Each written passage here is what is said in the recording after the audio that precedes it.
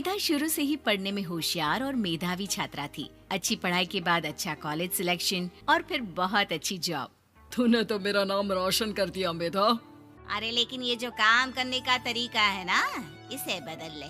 18 घंटे काम करेगी तो कल को बच्चा कैसे संभालेगी? तुम्हारी तरह पागल नहीं हूँ माँ, जो बच्चे और परिवार में फंस जाऊँ।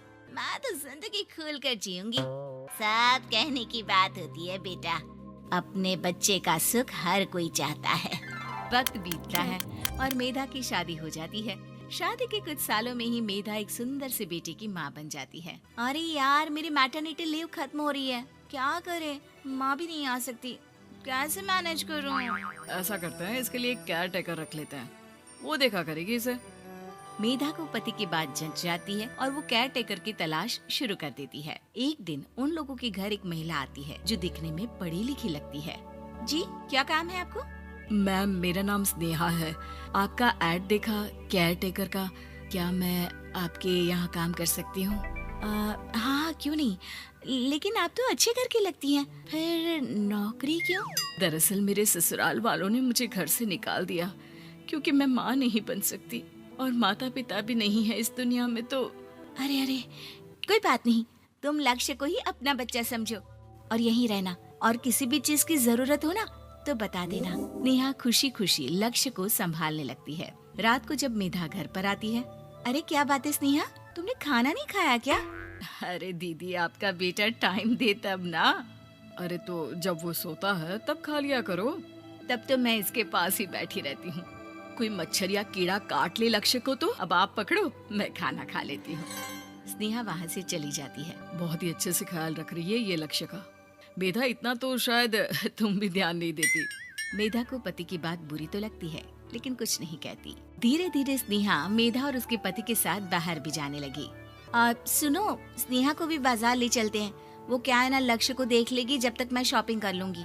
हाँ चलो, वैसे मैं चाह रहा था कि लक्ष्य को लेकर हम दोनों ही चलते।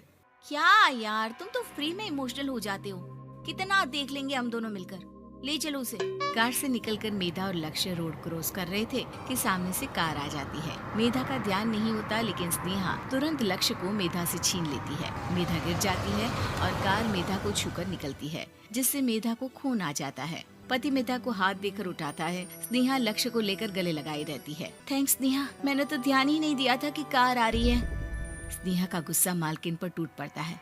अरे कैसी माँ है आप, अगर आज कुछ लक्ष्य को हो जाता तो मैं आपको कभी माफ नहीं करती। छोटा सा बच्चा है, उसे चोट लगती है तो पता है कितनी तकलीफ होती है।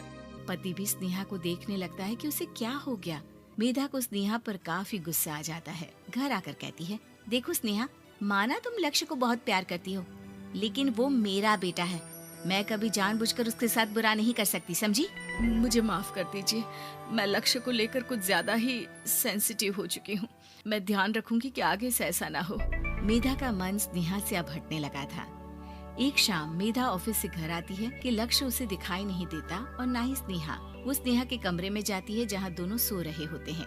अरे स्नेहा, लक्ष्य को आज इस कमरे में क्यों सुला दिया? दीदी, मुझे नींद आ रही थी, ऐसे में उसे कमरे में अकेले लिटाना मुझे ठीक नहीं लगा। मेधा बच्चा उठाने लगती है कि स्नेहा टोक देती है। रहने दीजिए ना दीदी, सो रहा है, फालतू में नींद खराब हो जाएगी।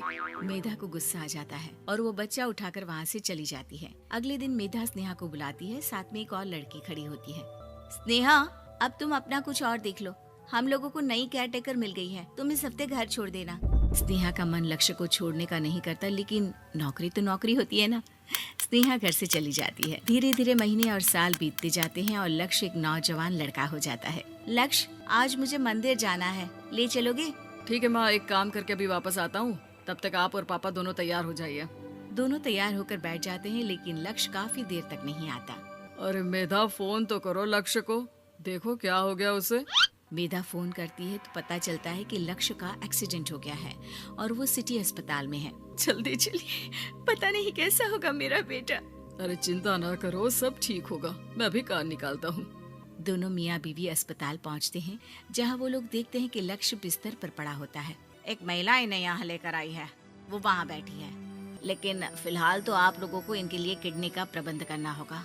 एक्सीडेंट में इसकी किडनी डैमेज हो गई है। मेरी ले लीजिए डॉक्टर साहब, मेरे बेटे को बचा लीजिए। नहीं नहीं, आप माँ हैं, आपकी नहीं ले सकते, पिता की भी नहीं। आप किसी रिलेटिव या दोस्त से पता कर लें, और हाँ थोड़ा जल्दी करें क्योंकि देर होने से मामला बिगड़ सकता है। मेधा बैठकर रोने लगती है कि वहाँ डॉक्टर आ जाते हैं। जिस औरत ने आपके बेटे को यहाँ भर्ती कराया था वो अपनी किडनी आपके बेटे को देना चाहती है। हाँ? कौन है वो? कहाँ है वो? तभी वहाँ स्नेहा आ जाती है। स्नेहा तुम? मैं लक्ष्य को पहचान नहीं पाई थी, लेकिन आप लोगों को देखकर समझ गई कि ये लक्ष्य है, इसलिए वापस आ गई। मैं अपनी किडनी आपके बेटे को देना चाहती हूँ। मेरी अपनी तो कोई औलाद नहीं, लेकिन लक्ष्य में मैंने हमेशा अपना बच्चा देखा। तुम धन्य हो स्नेहा, जो इतने साल में भी लक्ष्य को भूल नहीं पाई। सही मामले में तो वो तुम्हारा ही बच्चा होगा, क्योंकि जन्म भले ही मैंने दिया हो, लेकिन आज तुम उसकी जिंदगी बचा रही हो।